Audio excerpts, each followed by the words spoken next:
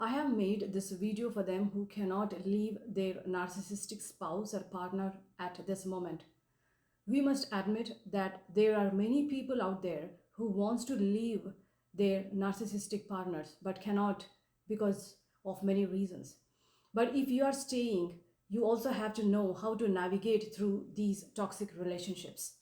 Do you know that not responding to a narcissistic partner can sometimes put you in danger? Have you ever stayed silent just to keep the peace? Have you ever walked away hoping the storm would die down only to realize the storm chased you? You didn't argue, you didn't defend yourself, you didn't fight back, but you remained silent and gave your narc a cold shoulder. Totally understandable, because that's what one has to do most times when dealing with these toxic people. Giving cold shoulder to a narcissistic person is often known as stonewalling. Now, this is a great technique, but today I want to talk about something people rarely warn you about. Stonewalling does not work for the narcissists who are at the highest end of the spectrum of the narcissistic personality disorder. And stonewalling a narcissistic person can flip the entire situation and put you in danger. In a healthy relationship, both partners talk, they respond, they share opinions, objections, and feelings. They may disagree, but they do it respectfully. They try to understand each other. They are aware of each other's feelings. They value each other's voice. And they try not to offend them or hurt them. When one of the partner goes silent, the other would try to reason that out, only to amend things between them. Therefore, each person feels safe to speak, each person feels heard. That is what emotional safety looks like. But in a narcissistic relationship, only one voice is allowed, the narcissist's. The narcissist shuts down the other person's voice, not by accident, but because the act of shutting someone down makes them feel superior, makes them feel that they are in control. Over time, after years of experiencing shutting down, manipulation, blame, gaslighting, and emotional abuse, the victim changes. They stop explaining, they stop defending, they stop even reacting. Not because they don't care, because nothing they say ever matters. The emotional connection slowly dies and they shut down or go silent. Narcissist does not like voluntary silence from you. They want you to talk and become silent when they want you to become silent.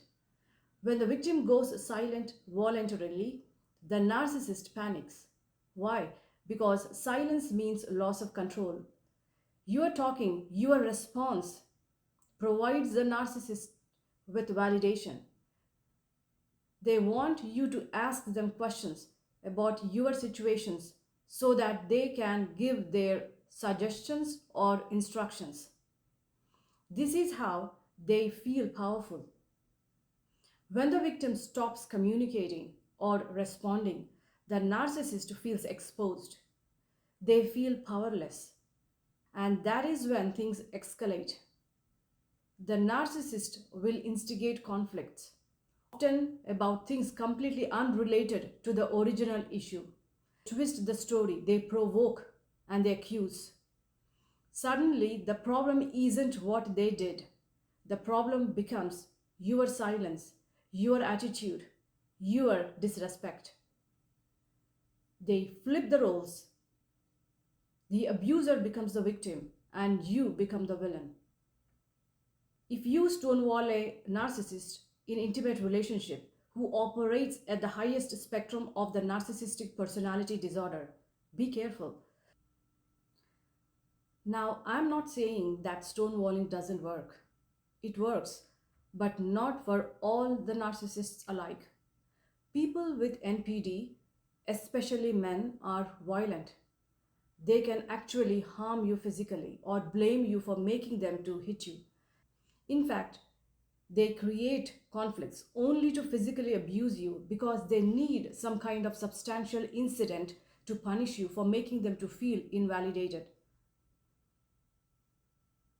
If the narcissistic person is a female, she could be more covert in her operations. Screaming and crying, they try to put doubts in other people's mind that there was a physical violence or an assault against them, even though that's not true. A narcissist can hide your belongings, sabotaging your work, creating confusion, doing things they know you will suspect but can never prove. To a narcissist, stonewalling feels like humiliation, and humiliation fuels rage.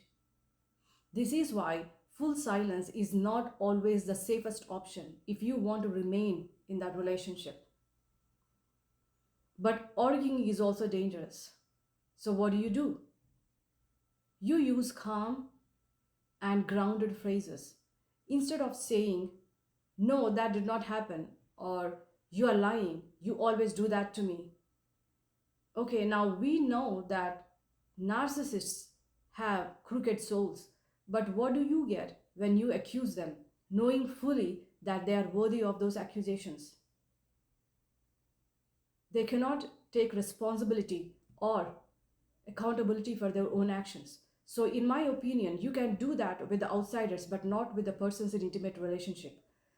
The narcissist in intimate relationship have more authority over you. They take their liberty to punish you behind those walls. In intimate relationship, accusing them, confronting them does not work. But instead, you can reply using grounded phrases. Say, "This is what I feel. This is how I remember. This is what I like. Did you see how I put stress on I?" Doing this, you are not attacking, you are not defending, you are anchoring yourself in reality. But let me tell you, while all this conversation is going on with the narcissist, you better keep an eye on their emotional level. Take from me, I know that most victims don't make eye contact with their narcissists. But it is better for you to do that if your narcissist is violent. Imagine a scale from 1 to 10. 1 is calm and 10 is dangerous. Watch for the signs like making fists, aggressive postures. When you see the number rising, say calmly, "I don't want to talk while you are yelling." Or you can say, "Let's talk when things are calm." This does three things. You are setting a boundary, you are staying respectful, and you are giving them a choice to become calm or continue with what they are doing. If the situation escalates and if you can leave safely, then leave. But many victims are not allowed to leave. The narcissist may block the doorway, grab your arm, corner you, intimidate you, or harm you physically. In those moments, staying calm and standing your ground until the rage decreases may be the only short-term option. This is not weakness, this is survival. Let me leave you with this truth. Your safety matters more than their ego. Therefore, going full silence or stonewalling your narcissist may not be a good option at all times. Occasionally, you should be able to give them the response they need, just to keep them at bay. I know that we might feel that we are serving the narcissist by giving them response, but you should understand that you are actually serving yourself. This is applicable when you want to continue in that relationship at least until you are in a better position to leave. And remember, your safety matters more than their ego. I will see you all in my next video. Until then, bye.